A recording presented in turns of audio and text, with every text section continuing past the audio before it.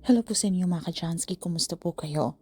At ngayong araw na ito ay meron na naman po tayong bagong ipapahagi sa inyo na kung saan ito po ay mga simpleng paraan para masalupang maka-attract ng good luck na yan sa saping yaman man o pananalapi.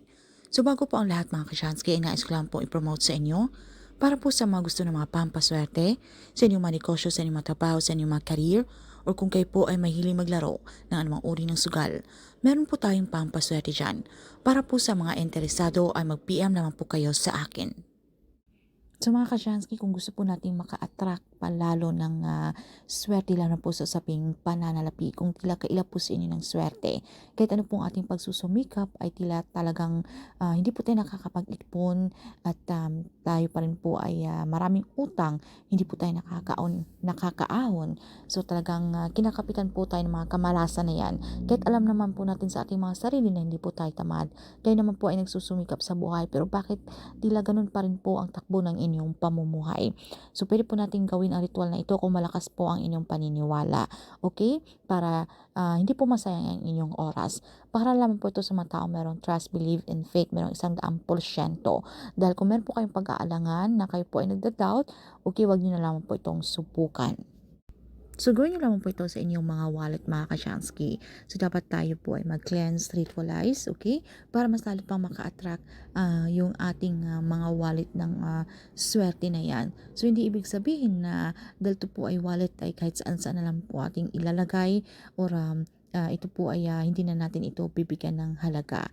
Importante po ito dahil ito po ay lagay ng pera at ito po ay makakatulong, okay, sa flow of energy, sa pag-attract ng swerte sa usaping pananalapi. So, ang gagawin nyo lamang po mga ka-Chansky ay tanggalin nyo po lahat ng laman ng inyong mga pitaka. So, dapat tanggalin nyo na po yung mga hindi kinakailangan. Yung mga resibo na yan, na mga babayaran, ng mga bills, ay huwag nyo pong ilagay dyan mga ka-Chansky. So, itapon nyo na po yan, okay? So, dapat tayo po ay mag-declutter. So, dapat naka-organize din yan, okay? Dahil ito po rin nakaka-apekto ng flow of energy. So, kapag tinanggal nyo na po ang inyong mga pera, ang inyong mga card, okay? So, i-sprayhan nyo lamang po ito ng inyong mga favorite na mga perfume mga ka-Chansky. So, sprayhan nyo lamang po iyan para magkaroon po ng connection. Alright? And then pagkatapos, ay lagyan nyo lamang po ito ng siyam na butil po ng bigas. Alright? Siyam na butil ng peraso ng bigas ay ilagay nyo lamang po yan sa isang side po ng inyong mga lalagyan ng inyong mga pitaka. Dahil ito po ay sumisimbolo ng prosperity, abundance, at ito po ay nakaka-attract ng swerte lalo po sa usaping pananalapi. So pagkatapos ay pwede nyo po itong ritualan mga ka-Shansky.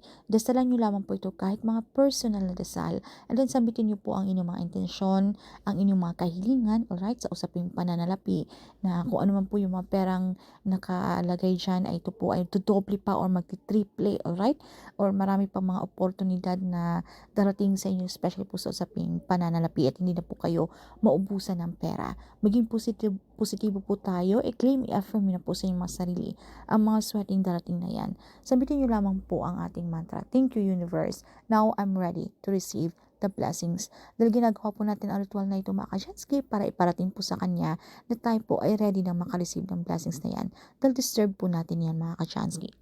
So, pwede nyo pong ilagay ang inyong mga pera, ang inyong mga card, okay?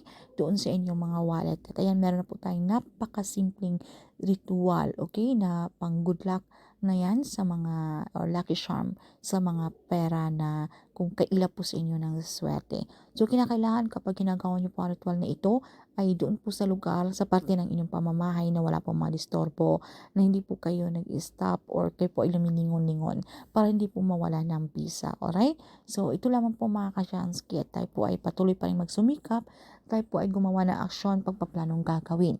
Kung paano pa po tayo mas lalong umangat, dahil tandaan natin na sa atin pa rin po ang may control at tayo pa rin po ang gumagawa ng ating kapalaran. Nasa ating kamay ang tagumpay mga ka-Shansky. So, itong mga pampaswerteng ito ay isang kabayo inspirasyon lamang para mas lalo pang lumapit ang swerte na yan.